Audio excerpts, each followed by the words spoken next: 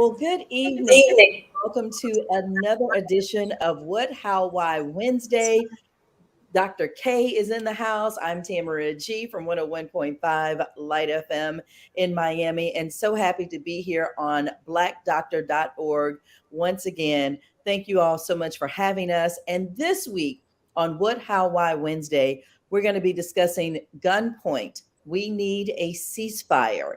We have some wonderful doctors who their specialty is dealing with what happens after gunfire. We have a psychiatrist, we have a trauma doctor, and we're going to be finding out more information about truly why we need gunpoint. We need a ceasefire tonight on blackdoctor.org. So thank you so much for joining us. Dr. K, thank you for coming and doing this once again. You know, these have been wonderful every Wednesday. We've been doing them during the month of May, and now we're spilling over into June because truly there have been so many topics that have affected our people and just people in general. Some of us personally on this call, we'll talk about that in a little bit. And we would love also, if you're watching, to please put any comments, any questions in the chat, and we will get to those comments before we get off tonight. But welcome, Dr. K. So happy to have you again. We're so happy to be with you again. Thank you for inviting me. I thank you, everybody. It's good to be with everybody as we can begin this conversation, this very serious conversation about gun violence in America. This is one that we just had to do, and it did spill over into June. But it fit with our, what is going on? How can we stop it? And why is this persistent? What can we do? How can we go about it? And again, why is this persistent? So every which way, we feel like this title is appropriate. Mass shootings have been on the rise since the pandemic. We've talked about a lot of things during COVID, and lo and behold, we've had mass shootings after mass shootings over the last 60 days that have made the headlines. We, of course, are dealing and reeling with the painful fact that we've had another mass school shooting. We're reeling with the fact that we had another mass shooting in Buffalo where people of color were targeted simply because of race. We are dealing with an 80-year-old being shot at a great graduation. And so what we want to do is now pause on this very important conversation and just reflect on it. I want you to understand that we're up 13% in mass shootings. Now, mass shootings are defined as when 4 or more people are shot. That does not mean when one person is shot in your community that it's less painful. But we've been dealing with mass shootings. But the other conversation that we had is that are mass shootings separate from community violence? Because we are seeing the fact that some of these shootings make the news, but by and far in Black communities, we have mass shootings all the time. And so we need to reflect and see where we are as a community post-pandemic and why there's an increase in these events in our communities. I was in a film festival in Baltimore. Baltimore is another hot city in terms of gun violence, and they are embarking on what they call a ceasefire coming soon. And that is when they get out block by block in hard-hitting zip codes and encourage the people of Baltimore to put the guns down. And I love what one of the gun activists said. If somebody breaks this ceasefire in 72 hours, it does not mean we failed. It does not mean that we broke the promise. That person broke the promise. So continue to put the guns down and have a ceasefire. Tonight, I will have with you 2 of the best people that I could find to have this conversation with. Dr. Rhan Bailey, we call him RKB. He is a forensic psychiatrist. He is also the chairman of LSU Health Science Center in New Orleans' Department of Psychiatry. Let me be very clear. He is the first Black chairman after 35 years to be the chairman of psychiatry at LSU in New Orleans, another city that is on the topic in terms of gun violence. But most of us know Rhan Bailey as the 113th president of the NMA.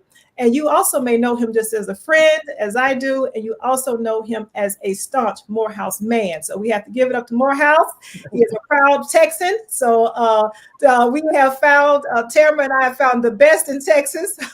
So we have to toot that out. He's from Beaumont, Texas. So I think I got all the highlights, Dr. Bailey, and you'll give some more. We also have Dr. Canisia Williams.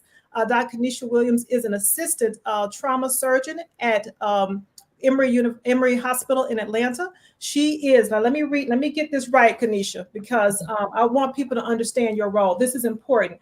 You actually serve as the Chief Quality Officer for the Emory Department of Quality Improvement, and that you are also involved with, you are the Student Clerkship Director for the medical students at Grady Hospital and Emory School of Medicine. And so this is a big task that you have, also being a trauma surgeon, a surgical intensivist, and also serving on the most important committees in terms of student education and quality improvement for surgical outcomes for these big institutions. We know that Grady and Emory are the two major hubs, and Morehouse School of Medicine are three major hubs in Atlanta dealing with gun violence. So I thank you too for your time. And so, Dr. Bailey, I want to start with you because we need you as a psychiatrist to help us make sense of the senseless. Most of the time when people are shot, whether it's one person or a group, we all say this is senseless. You know, that's my friend, Dr. Bailey. I think he just clicked out. There he is. Are we good? Yes. Okay, you can go ahead. Make sense of the senseless, Dr. Bailey. You know, I think a few things. First, thank you for having me. I do think that the opportunity. Wait, Dr. Bailey, you're listening on two different devices, so one of them has to be turned down. Yeah. And Ellis, thank you. I just took over Ellis Dean's job. Sorry. No. Look, like Dr.org. I am so happy being in this capacity right now. So please say. But I think there's one thing we forgot to say about Grady is it is a level 1 trauma center. Yeah. And so that is that's the highest rating you can get in terms of trauma. So if you're in the southeastern region, if you're near Atlanta and you have that serious trauma, they're going to bring you to Grady. So you can try to avoid Grady all you want to. You get some trauma, that's where you got to go. So just shout out to Grady Hospital there. I worked there for many years. So yes. That's great. Okay, Dr. Bailey, try it again. Let's do it again. Oh, now we can't hear him. He's on mute now. Okay. Is that better? You got to turn the volume down on one of your devices. And that's okay. Is that better? Yes. Yes. Yes. Apologize for that. Trying to make sure this all worked well. Yeah, thank you very much. I thank Dr. Outler for having me and the entire group. We've all been doing a lot of media. I think on this issue here, it's exhausting actually for healthcare professionals because we all, I think, our hearts go out to that family, that community, as well as others that were not there on site, but have been equally, I think, adversely impacted by the emotional trauma of watching the violence and the carnage. And the fact that it now occurs with all groups, children and women and the elderly. Three things really come to mind, and I'd love to take some questions as we go throughout the day. One, first and foremost, it's hard to have this argument, and I've been writing about, as Dr. Outler mentioned, for this issue for almost a decade now, without simply saying that until we get the issue of guns under control, the volume of guns, 400 million in America, more guns than Americans, the capacity of guns, their high magazine capacity, like machine guns, with rapid fire capability, the fact that you can actually manipulate them and make a small gun or bigger gun, what's called a bump stock, and make a gun that was bought legally, illegally purchased gun because of its capacity and high volatility. Until we can get those type issues under control, we just will not be able to live in a civilized society without the fear of gun violence in everyday life. We talk about having metal detectors in certain places, airports and ball games. What if every time you went to a library or a school, for example, or a grocery store, you had to have a metal detector?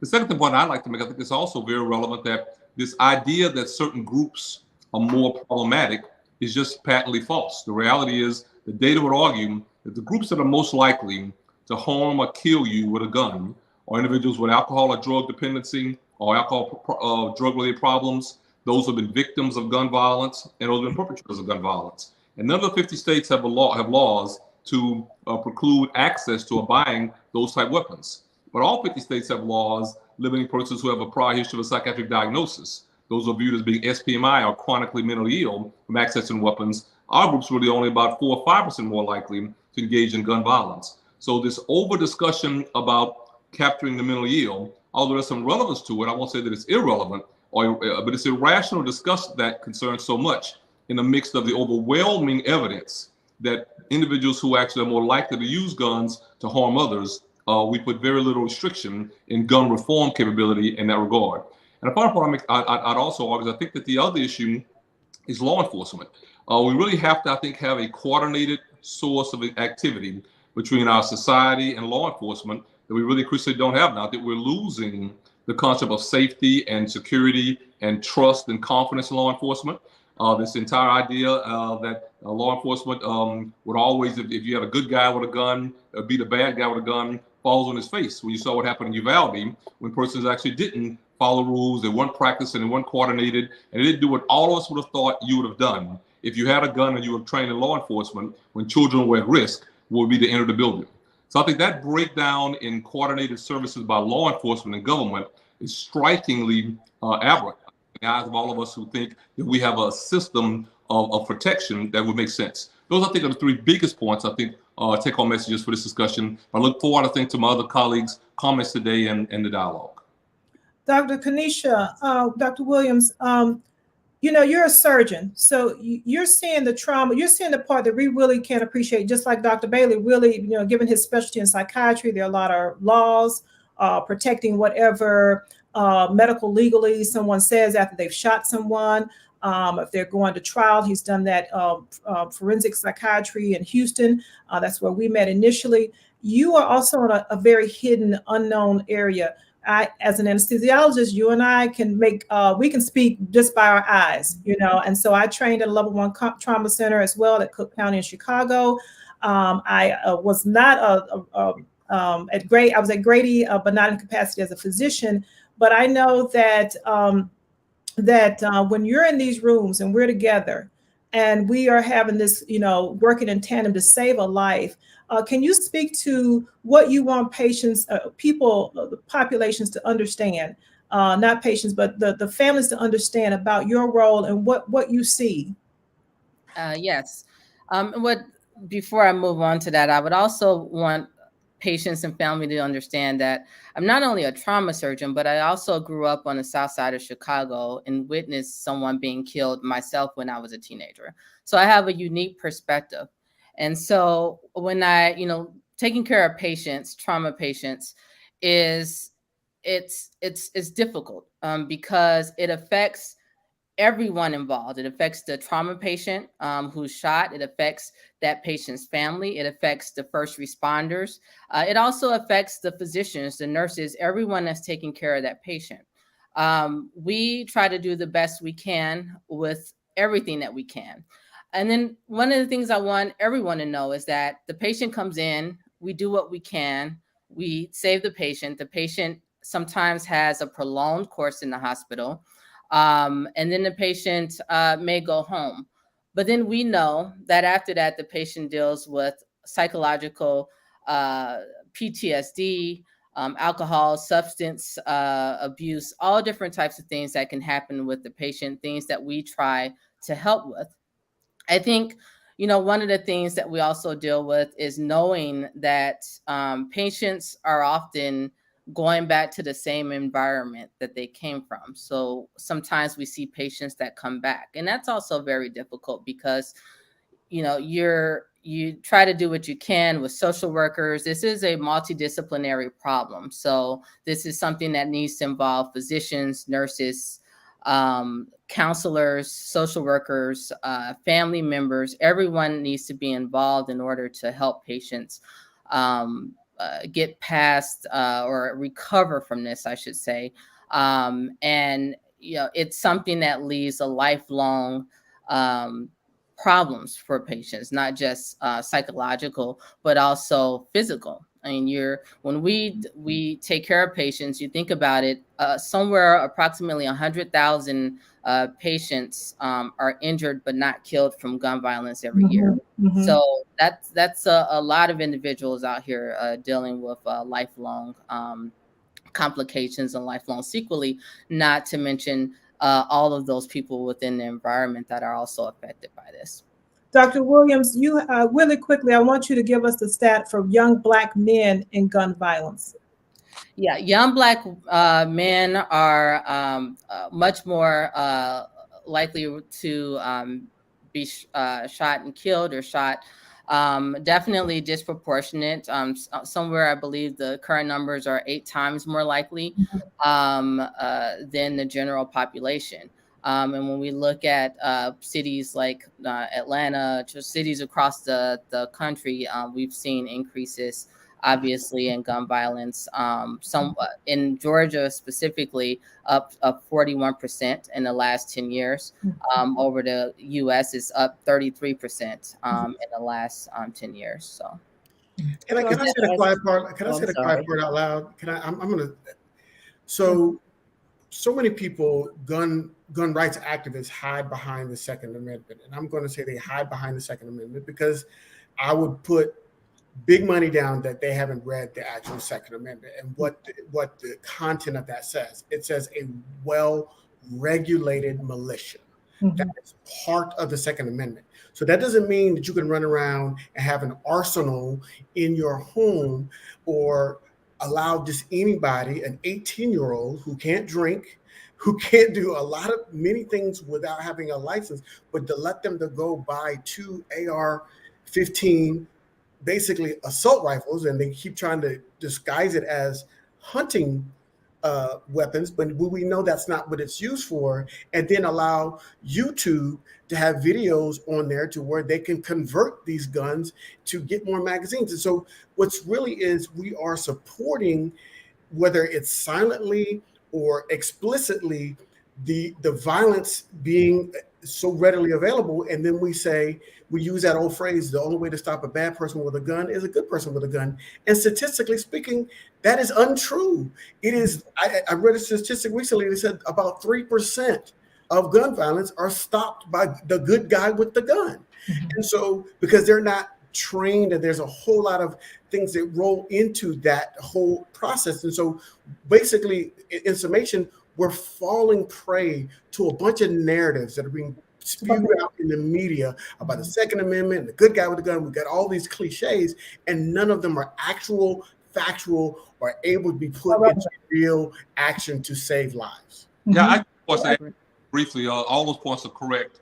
And the other, say the truth out loud, is that there's just too much money changing hands in the entire enterprise. I can't read a number that's ever lower than the last number I read. It was $1 billion, and it was $3 billion. Now it's just many $1 billion. So the sheer volume of guns, 400 million in America, the expense of those guns, people claim they're buying one for whatever reason. Somebody breaks it out and steals it and sells it on the underground market. The price goes even higher. So I think that we have to appreciate that all the rest of it, I think, has always just been a language of underpinning to kind of keep the message going, because there's so much. It's really I think changing hands, and that's what's so shocking and surprising. I think even when our national governmental leaders don't appreciate that and make operative change. My final point is we've always had some degree of gun control. So I like to also argue that this idea that we don't have gun control is also not true. No matter how much money you have, I have a son in the military. No matter how much money you have, you cannot go and buy a tank, because the military couldn't stop you riding down Middle Street with a tank. So to allow folks to buy other guns that are too strong, and claim we can't really stop it because there's no gun control, and then the mortars and tanks that you can't really buy, means that there always has been some degree of restraint. We just haven't made it at the level where it needs to be to protect civilians. That's what changed. Tamara? I wanted to ask this question to Dr. Williams, because you mentioned that obviously the person who has been shot has been affected, and they're in your operating room, and then it trickles down to the family members and what happens. But for someone who has never been around, someone who's been shot or has seen that, what does that little bullet do to people once it hits the body? Yeah. Because people just think they can get up and everything will be okay after you finish back together. That's No, good. it's interesting. So the bullet, depending on what type of bullet it is, some of them will enter the body, and it will completely destroy the liver, for instance, or it hits the heart and it damages multiple chambers of the heart. I've had patients who have been shot 19 times and somehow it doesn't hit any major vital organs. I've had a patient or multiple patients that have been shot one time And all it takes is for it to injure a major vessel in your body, the liver, a major vessel in the liver or heart, for it to cause death. There's bullets that we have that enter the body and then explode. And so again, it can be very disruptive, or they can just enter the body and pass through a path where they enter the intestines. We have patients that end up with ostomies, where they're not able to pass stool normally. A number of things that the bullets can do.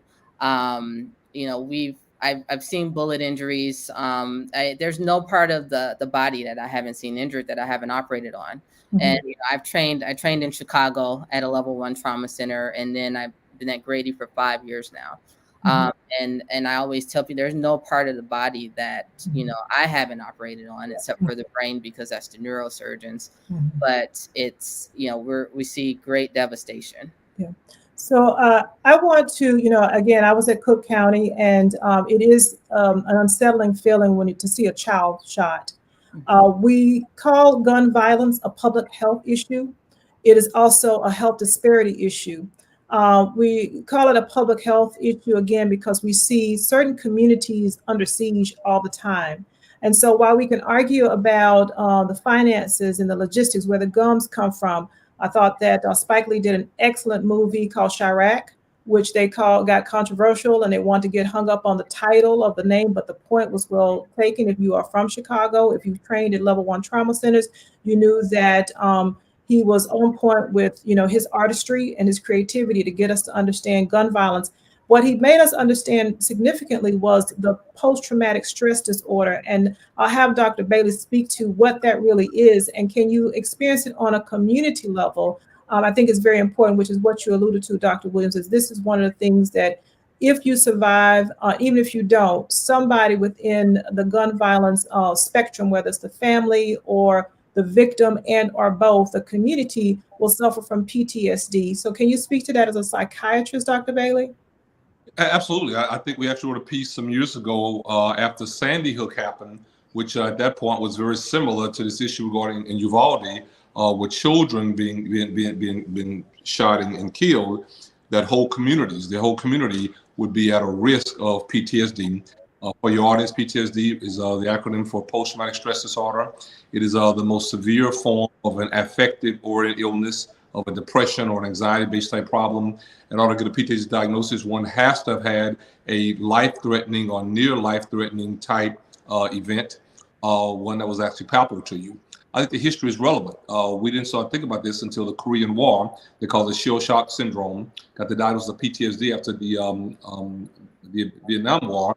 But early on, we thought that it would take war for human beings to have the level of stressors that would rise to the level of creating this degree of neurobiological pathology, such as the anxiety that individuals experience. We also note, though, that some individuals have a pre-existing vulnerability to an anxiety-based stressor that might make them much more likely at risk to have chronic PTSD that'll last more than 6 months. And we see that, I think, in our offices. We see persons who struggle in many other areas of life and they're function because the stressor was so overwhelming of their defenses. Clearly, these issues regarding gun violence and risk of gun harm to younger persons, children and adolescents, absolutely may put many of them, including whole communities, at risk of PTSD. Mm-hmm. And so I think your point is well taken. Also, that there's what we call intersectionality in communities, where it's not just one thing that's causing the stressor, and then you add gun violence to it. Dr. Williams, you appreciate that term intersectionality when we're talking about getting our patients recovered and back into a society. And then what is your impression of that?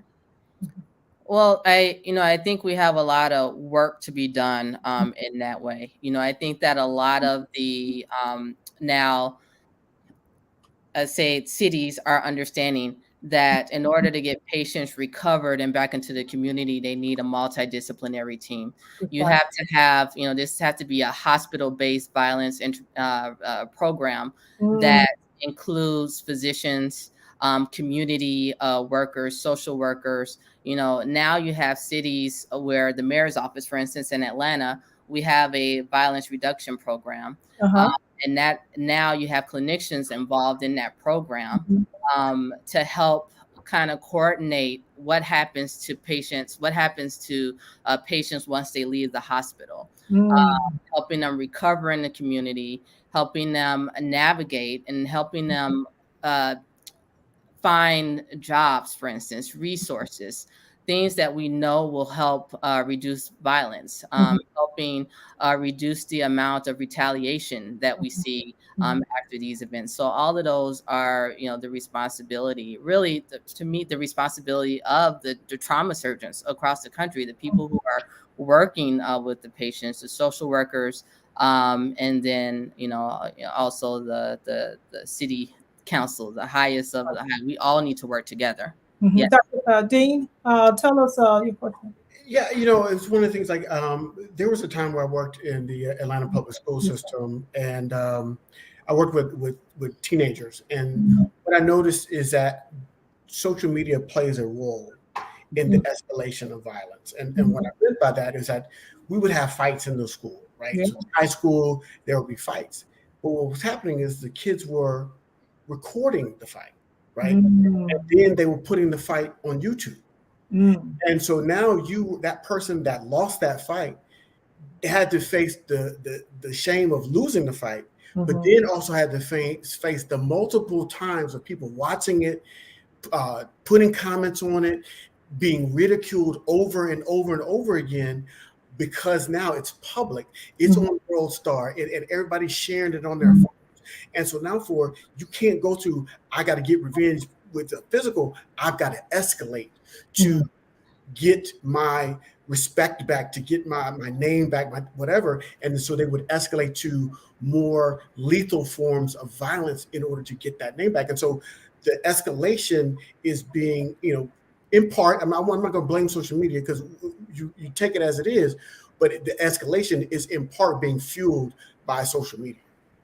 Dr. Bailey, that leads me to comment on one interventional strategy, and that is conflict resolution clinics or conflict resolution support systems, either connected to the hospital or out in the community. Have you seen these strategies work? I have. Again, literally doing a lot of media on this today. I think your show is excellent today, Dr. Oliver. Literally, I was on a show yesterday. We were discussing the fact that people need resilience. And I think increasingly we have a society where all too often a critical mass of too many younger persons, adolescents and early adults, and even some persons who are approaching middle age, unfortunately, in my opinion, don't tend to have any degree or a substantial amount of resilience to address various forms of conflict. Solution programs, as you point out, I think correctly, work to give an individual some experience, hopefully build some confidence, build some strategies that I think build some defense mechanisms to be able to manage difficulty, conflict, disrespectful events, so to speak, without having to, I think, as Dean Ellis says very, very articulately, having to escalate the problem. People are comfortable just walking away. We talked to persons about finding 3 strategies that you can engage in that allow you to do something other than fight back, whether you go and read, whether you go for a run, whether you exercise, whether you go and talk to a close relative, whether you go and do something else more proactive for yourself. But it can't be that you stay in that one space. And psychologically, the only thing you can do is win in that small square of engagement, where if they hit you, you have to punch them. If they punch you, you have to stab them. If they stab you, you have to shoot them. Getting out of that space psychologically, I think, is a long way toward developing conflict resolution skills. We, I think, as a society, now we have to take on a much larger responsibility in doing this for many, many more persons. As also recently discussed, well, where are families and where are parents, what have you? And that's often the age-old, axiom to argue against when we're societal problems. And that's an issue, I think, for itself. But the reality is government and professionals like ourselves can have a role to play and can, I think, have a very valuable skill set to impart to other young persons to help them before they get to a point where they have a conflict and they've shown that they don't really have a capacity to manage it non-violently. Emotional regulation is the key, right? And that was one of the things when I was counseling teenagers. We had to teach them emotional regulation. So you get angry, how do you manage that? How do you deal with that? critical thinking, being able to be able to handle multiple realities simultaneously and see it all the way through to the outcome. If I do this, then this can happen. We've got to be able to teach our children that again.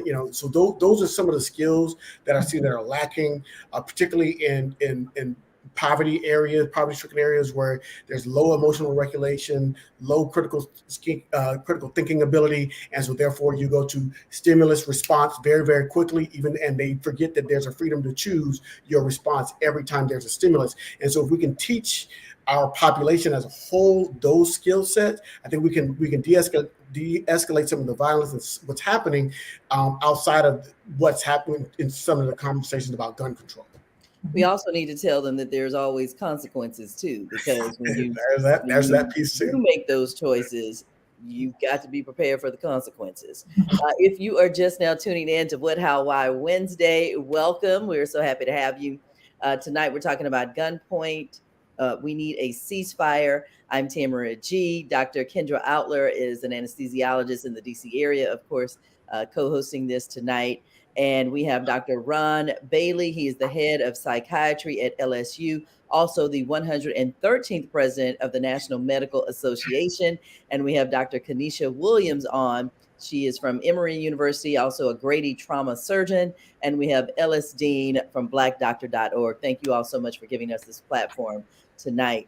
When Dr. K asked me to be on tonight to help co-host this, she wanted me to tell a personal story and try to get through it without crying. But one of my classmates was killed about 2 weeks ago. He also made national headlines, Dr. John Chang in California. He was the doctor who saved everyone else at the church.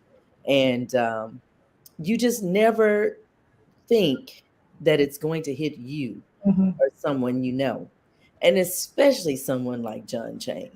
Most likely to succeed, had a wonderful practice in LA, always came home to East Texas for our class reunions. We were celebrating our 35th. I know it looks like I just graduated last year, but celebrating our 35th this year. And he won't be there because someone walked into a church and wanted to shoot up the place and kill everybody inside. And I asked this question to Dr. Williams, and I don't know if there's even an answer for the mental illness part of it, because even the 18-year-old in Buffalo didn't exhibit anything that would make people think that he would buy a gun and then shoot up a grocery store. The same thing with the 18-year-old in Texas. He bought the guns legally. He passed the background checks. Everything is great, but it's really not great. So how do we know when it's not great? I'll answer the best I can. I think that we've always talked about mental illness and gun control. But what I think that we're seeing is a lot of the people who are some of the mass shootings that we're seeing recently, and some of it has been linked to, I don't say the critical race theory, but the theory of superiority. And the great replacement. Thank you. The great replacement. And so I think that we've always thought of it as something that's a mental health issue. But I think we're seeing more and more that it's not necessarily a mental health issue, although there's some component of that. But as you said, a lot of the shooters, there was nothing that anyone would have thought. And I don't know the exact answer, but I can say that, looking at some of the literature and having spoken to people, that's more so what we're seeing now. Dr. Bailey, I'd like you to answer that too. How would we know that something is brewing in their heads, that, when you're invited into a church and the people have welcomed you, you've been there before, really you were casing the joint. Same thing with the grocery store. Yeah, I think that Williams' points are timely. The reality is we are in a period of iterative change. And I think, as we said at the very beginning, there are three take-home messages, I think, for your audience. One, first and foremost, having chronic mental illness, having pre-existing brain-related disorders, being diagnosed and treated, hospitalized, medications, all that kind of business, does put some individuals at a greater risk of being engaged in violent actions, probably about 3 to 5% more than the typical population. The reality is, though, those persons are more likely to be victims of violent crime, especially gun violence, all kinds of violence, a homicide, a sexual assault, and the like, than they are perpetrators. So the entire discussion about those being mentally ill, when we have these huge outpourings of emotion because of shootings of this nature, really kind of allows, I think, society, in my opinion, and government is where I point my fingers, to really abdicate the responsibility to engage in the kind of policy development that our society really needs to provide real safety. And that's because the individuals who are much more likely to engage in such difficulty, very often these problems are interpersonal. They're very often with people that we know. You have a gun, and when there's a conflict, you grab a gun very quickly. The third thing I'd say, though, is I do think there's a new, unfortunate additional variable, and it may not only these last two cases in Uvalde, Texas, and Buffalo, New York, but these kinds of cases. Many Americans should be aware, we've had more so-called mass shootings in America this calendar year than days in the year.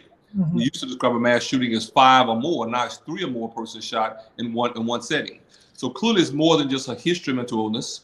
Clearly, I think having access to guns of mass destruction, I'll call them, plays a role. You can hurt so many more people in a short period of time. But I think a third issue is we absolutely have individuals who don't have prior psychiatric illness, diagnosed illness, who are choosing volitionally and intentionally to engage in an unacceptable, violent behavior toward others who they don't really know. And that's scaring the world out of many of the rest of us, because you wonder, where can you be safe if somebody, I think you said very correctly, Tamara, if you go into a place that somebody you wouldn't have thought would have done that and they're going to do it. There's so many individuals, then it widens the risk ratio of individuals who might hurt others. That piece we've got to work to get our hands around. And I'm the first to say we don't have a good idea how to handle that just yet as professionals. But we need coordinated services, we need government, we need healthcare, we need universities to be involved. We need to really think through in a better way. The issue of decreasing the amount of guns is one consideration, but how to intervene early on persons who may be beginning to think psychologically in ways that may put others at risk, I think is also a strategy that should be on the table. We've got a lot of work to do. So I want to. Is this a uniquely American issue, Dr. Bailey? Absolutely. Okay. That point, because I think we're losing when we look out around the world's looking at us like, okay, this is a uniquely American phenomenon. Both and Britain, I hate to keep jumping, I apologize, but both Canada have passed federal legislation since Uvalde happened, and we still can't have a discussion in the U.S. Congress. Both countries have already passed the bill to strengthen the gun reform that they already had. So this can be done. Our problem are our federal and state legislators. I want to, since you brought that up, the question to each one of you, Dr. Bailey and Dr. Williams, COVID has produced a vacuum of funds. And so while we were talking about all these resources that are needed, can you please speak to what you want to do, Dr. Bailey, in New Orleans, the program you have, and yes or no in terms of funding? And then Dr. Williams, I'll ask you the same question. Well, I'll be brief. Well, clearly, as Dr. Outlaw knows, we tried at LSU to, we made a 150-page proposal to take over the clinical care, medical and psychiatric, at the Orleans Parish Prison. I'm very public about it because we did get it.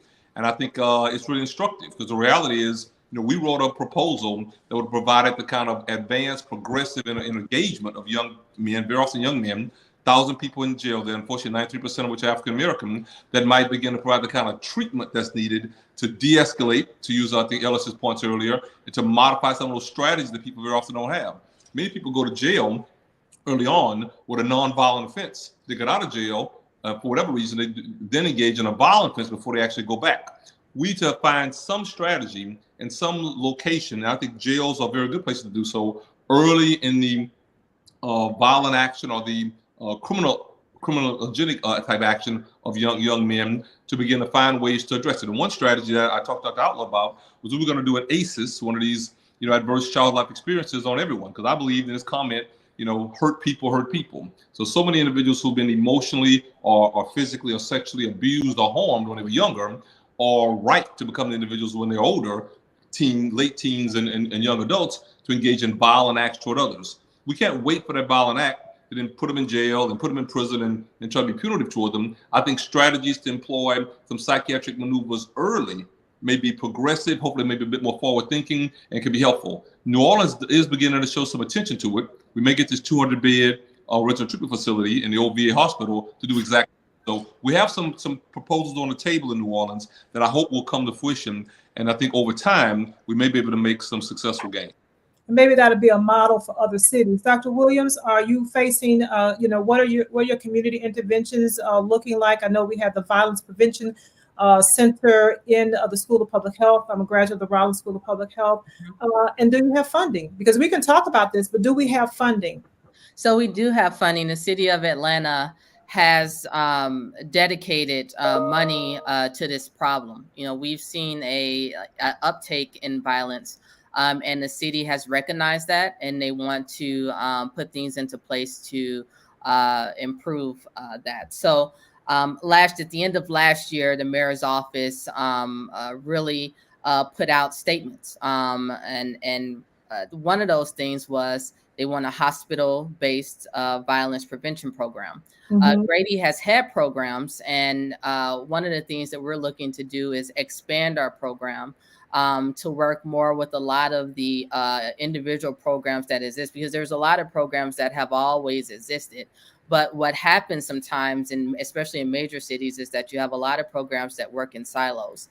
Mm-hmm. So it is important for those programs to work together in order to have the most impact on the community. And so that's what we're trying to do. The other thing that I look to do in the future and that we're working on is really creating a community outreach, so that we're getting out and reaching students, reaching members of the community when they're young. So going to the elementary schools is important, going to the high schools, talking with students, making sure they understand the impact of violence or what can happen, and make sure they understand their options, make sure they have, role models. And so that's what we're looking to do. Question, Dean, you're walking around Atlanta. How do you feel in terms of the atmosphere? And I love to go to Atlanta. I love to just hop on the plane and just, walk about freely. I know every point. And so my question to you is, as a Black man with a son walking around and even just thinking about places, what do you have any thoughts about that as you walk around the city of Atlanta now? I do. I think there is a privilege that even as a Black man, I enjoy because being gainfully employed, having an income that can have me living in areas that are safer in the city, and so therefore there's that piece of it. But I would be remiss to say that not everybody can do what I do. And so I recognize that as my privilege. And so what I found is, what I think we need to do, and I'm just speaking as a layperson here on this panel, is that more men and people that are educated need to just go talk to some kids, right? Go be an influence, because, one of the things that I missed the most about not working in Atlanta public schools was I was there. I saw the gangs. I recognized what they were doing, but I had the opportunity to engage with the young men at a much deeper level. And to this day, some of them are still living productive lives, and they moved away from those gangs, moved away from that violence. And yeah, they are not all going to college and all living, but they're being productive citizens and they're not engaging in violence. And so we have to kind of I think one of the biggest travesties that was done in many school systems was taking vocational education out of schools, yes. Right? Yes. And so, because if you don't teach somebody how to work, and college is not for everybody. And I would drop this statistic when I would be fighting with administration, and I would say, when we're looking at the school I worked with, 25% of students were going to college, 25%. 20 to 25% were dropping out. So that means the middle percent were graduating from high school, but they were entering the workforce without a skill set, because everything in the classroom was taught as college prep. Mm-hmm. So you're only reaching a quarter of your student base. I said, you need to be focusing your energy on that 50% of students that are going to graduate and go to work. and leave the school and go to work, and then maybe that effort of trying to save those kids are going to drop out. 25% are going to go to college. A lot of them already have. When I would talk to them, they had parents in their home. They had people around them that were going to support them. They were going to make that college jump. There's a few, about 5% that the teachers can influence, but 20% they were already going to go to college. Focus on getting those people work that could be gainfully employed so they can get out of the streets, get out of, because what I was seeing when kids would graduate and they didn't have jobs set, they resorted to crime and violence, followed very, very, closely after that. I got kids that I know personally that were in my classroom that ended up being killed in Atlanta because they were joyriding, they stole a car, joyrided, and ended up getting in a car accident, running from the police. And I had to read about them in the paper. So that's real. That's the real life situation of it. We have to expand our role as Black people to understand that our community, even though we may not live specifically in the community, it's still our community, and we've got to go in there and be a positive impact on that community. Let me piggyback. On my soapbox. I'll get off the soapbox. So I have to say this because I grew up in Houston and we had schools that were focused. It's more than a job. It's about the fact that you left the day feeling like you had produced something, that you had some self-esteem and some self-worth. And so, I was in the magnet program, but I was always jealous of the kids who were in home ed. And I would think that, they left every day feeling that they were smart, that they had creativity, that they produced something of value. And while I was the smart girl, as they say, but I never left the day feeling, that I had something tangible. And for some kids, that is vital, that is important. So, we argue about certain programs and, this is, this makes people think that this is all that they can do. I mean, I did some testing and one day it said, these are your best occupations, clerkships, beautician, what have you.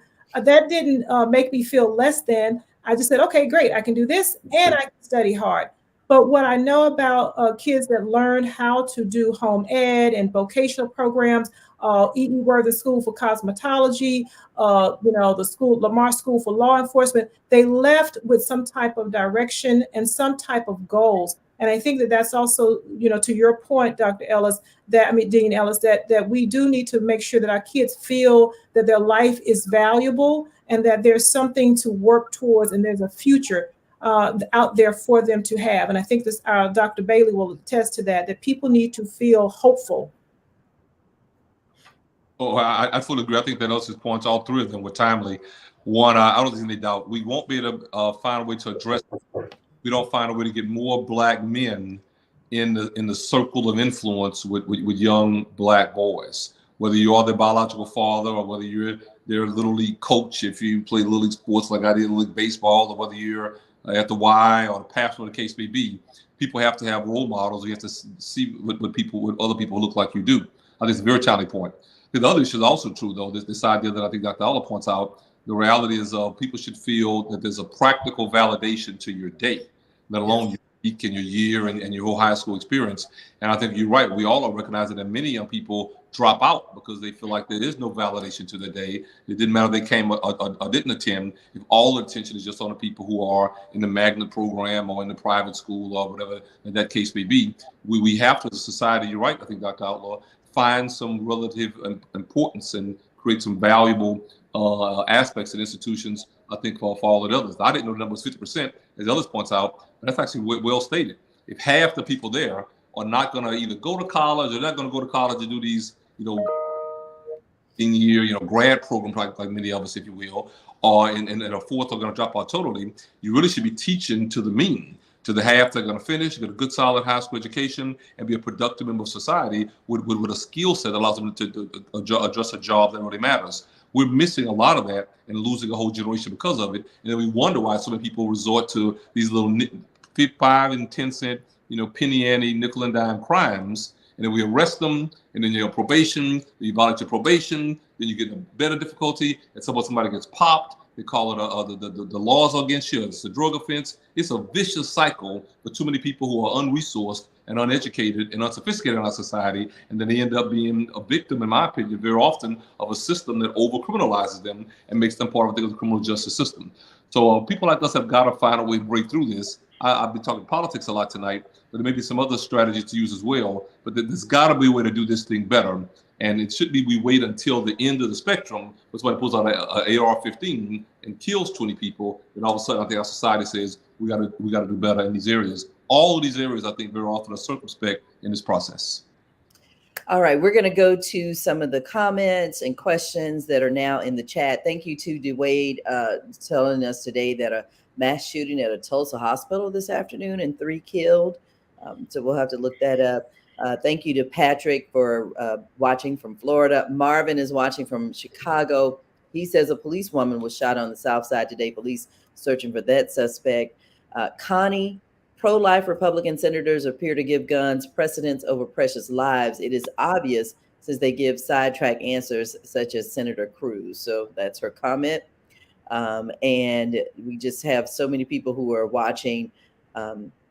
Naja, I think, says, I like that he said you may not live in the neighborhood, but it's still your community, so get involved. And Marvin says that LSU hit it on the head, no vocational education. So thank you all. It's big, and that's a piggyback on what Dr. Outler was saying about having value, right? People need to feel value. We know from a psychological perspective, people need to feel value. And so what Dr. Bailey was mentioning earlier about, doing that risk assessment on kids, and going back and finding, okay, were they abused as a child? And that erodes that feeling of being valued, that self-esteem.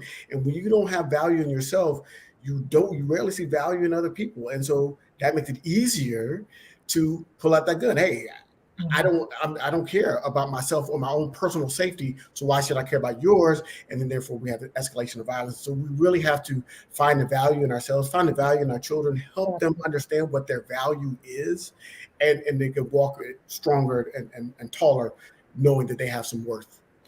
I wanted to ask Dr. Williams this question, because before we started the chat and had everybody on, Dr. Bailey had said that really a lot of the crime and a lot of the gun violence happens with interpersonal, Yes. somebody somebody that you live with, somebody that you love or whatever.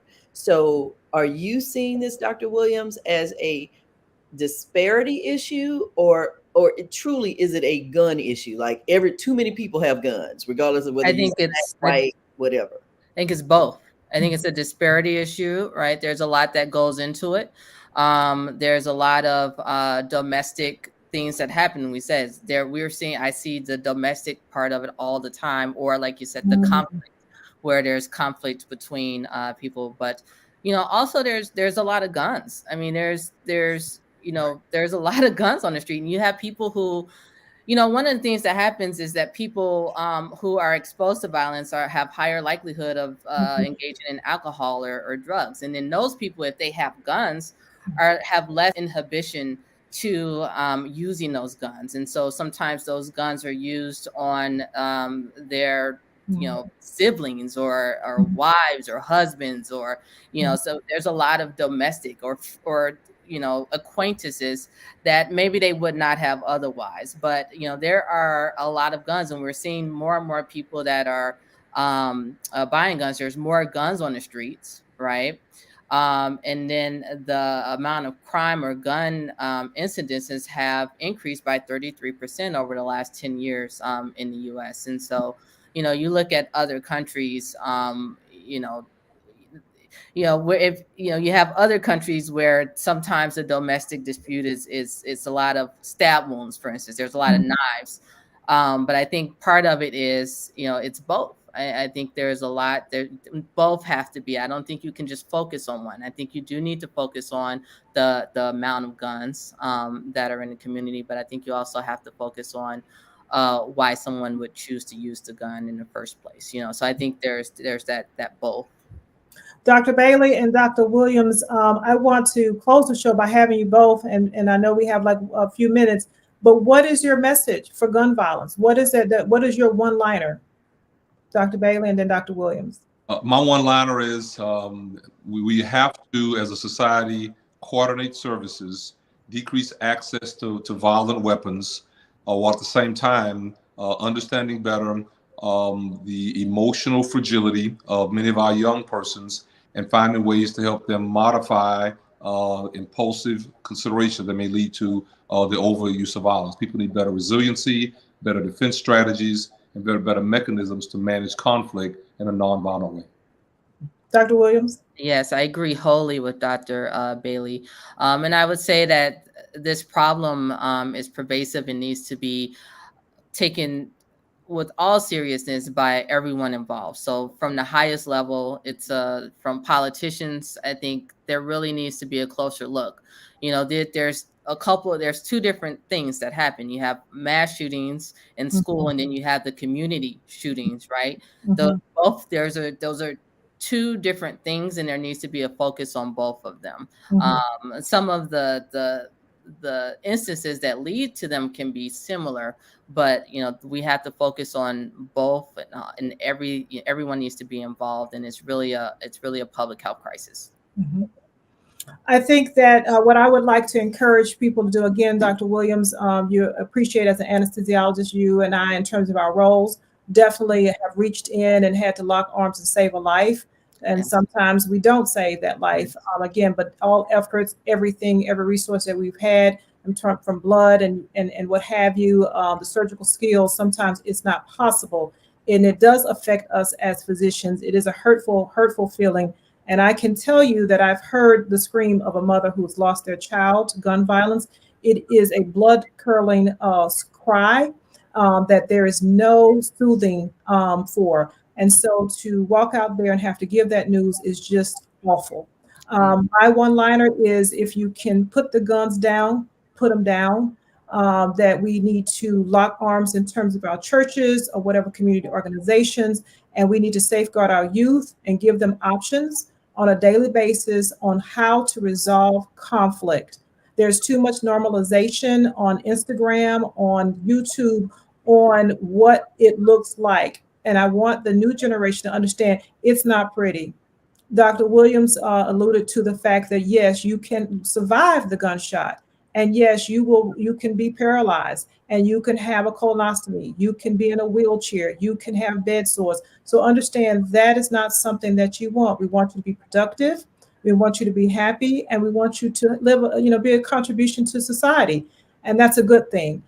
So Ellis and Tamara, you all can close the show. And I just appreciate both of you all for being here. No, and thank you for everything. And Ellis, I'll let you get the last words, but I also do want Dr. Bailey also to please hammer home about getting some mental health, because we just don't believe in that for whatever reason. And there's, it's nothing wrong with seeking help. Well, I just simply say you're 100% right. I think that formal psychiatric investment very often eludes us, I think, in the African American community. But as I like to say, I've been a 32-year practicing psychiatrist, and I promise people on this panel and my friends everywhere, Black people do go to the psychiatrist. They just don't put it in writing. They go to their primary care doctor and ask for psychiatric medication, or they wait until there's an emergency and go to the emergency room and ask the emergency room doctor for psychiatric intervention, or they go to a non-doctor, a therapist or what have you, and ask and discuss the issues and the problems. So you're 100% right there. I think that it's this concept of being a psychiatrist, an MD with behavioral health training, that unfortunately our community seems to be afraid of, stigmas against.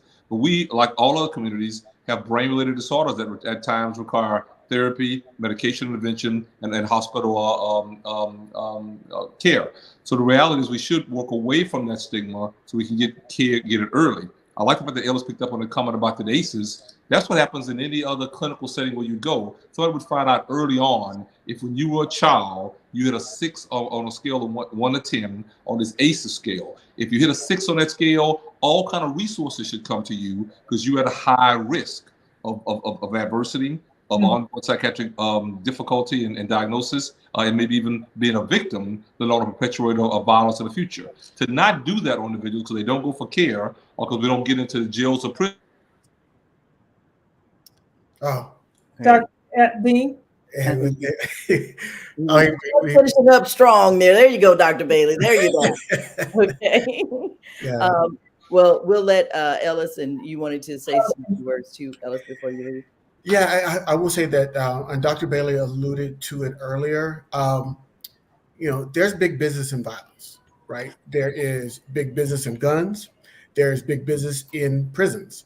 We understand, like I talked about, what's the wording in the Second Amendment is. The wording in the 13th Amendment is slavery shall not exist unless you are incarcerated, right? Unless So there is big business in all of this. So what do I mean by that? So number one is we've got to take control of our lives and our community. We cannot expect big business to stop being big business, and we cannot expect big business to stop paying politicians. We have as much control over what happens in our communities as what happens in DC, what happens in your city government. We have more control over that. So we've got to make it our personal responsibility as a community to say, you know what, we're going to go in this community. We're going to give value to our people. We're going to be there to influence them, and we're going to take charge of that. And yes, and vote, right? Because people say they're not going to do anything. We vote them out, and we have that power. So we've got to take our power back, go in our communities, vote, join the NRA, vote out the leadership now, vote them out too, right? So that we have power. Let's exercise our power and not be so powerless. Those are my final statement. Thank you. Thank you all. Thank you so much for joining us for What, How, Why Wednesday. I'm your co-host, Tamara G, along with Dr. Kendra Outler. She's an anesthesiologist in the DC area. Again, gunpoint, we need a ceasefire. Thank you to everyone who's been on this evening. Dr. Rhan Bailey, the head of psychiatry at LSU, also the 113th president of the National Medical Association. Dr. Canisia Williams, Emory University, also Grady trauma surgeon. And we also have Ellis Dean, who has been our technical person tonight, helping us with blackdoctor.org. So thank you for giving us the platform. Speaking of platforms, don't forget to go to Dr. K's health and wellness platform. It's called myuzima.org, myuzima.org for more information and more of these that we're going to be doing. So thank you all so much for being here tonight. And until next time. See you. Thank you so much. Good night.